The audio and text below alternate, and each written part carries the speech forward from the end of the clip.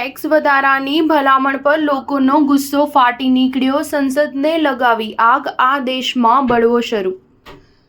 કેન્યાની સંસદમાં ટેક્સ વધારાને લઈને રજૂ કરવામાં આવેલા બિલનો ભારે વિરોધ થઈ રહ્યો છે। મંગળવારે મોટી સંખ્યામાં વિરોધીઓએ કેન્યાની સંસદને ઘેરી લીધી હતી।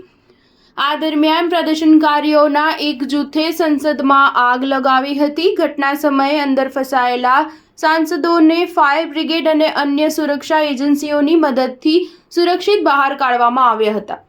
કેન્યામાં ચાલી રહેલા આ ઉગ્ર વિરોધમાં 2 લોકોના મોત થયા છે। મંગળવારે સંસદમાં આગ લગાડતા પહેલા પોલીસ કર્મીઓએ રાજધાની નૈરોબીમાં પ્રદર્શનકારીઓ પર ગોળીબાર કર્યો હતો। આ વિરોધમાં હજારો લોકો ભાગ લઈ રહ્યા છે અને દેશના સાંસદો વિવાદાસ્પદ ફાઇનાન્સ બિલમાં પ્રસ્તાવિત નવા ટેક્સ નિયમો વિરુદ્ધ મતદાન કરવાની માંગ કરી રહ્યા છે। આ વિરોધ લાંબા સમયથી ચાલી રહ્યો છે। ગત સપ્તાહે વિરોધ દરમિયાન 2 લોકોના મોત થયા હતા।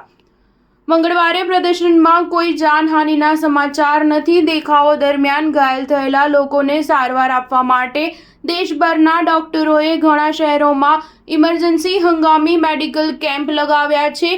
કેન્યાના લોકો આ શિબિરો માટે પૈસા અને સામગ્રીનું દાન કરી રહ્યા છે। કેન્યાના માનવાધિકાર પંચે મંગળવારે વિરોધીઓ પર ગોળીબારનો વિડીયો શેર કર્યો અને કહ્યું કે આ અધિકારીઓને જવાબદાર ગણવામાં આવશે।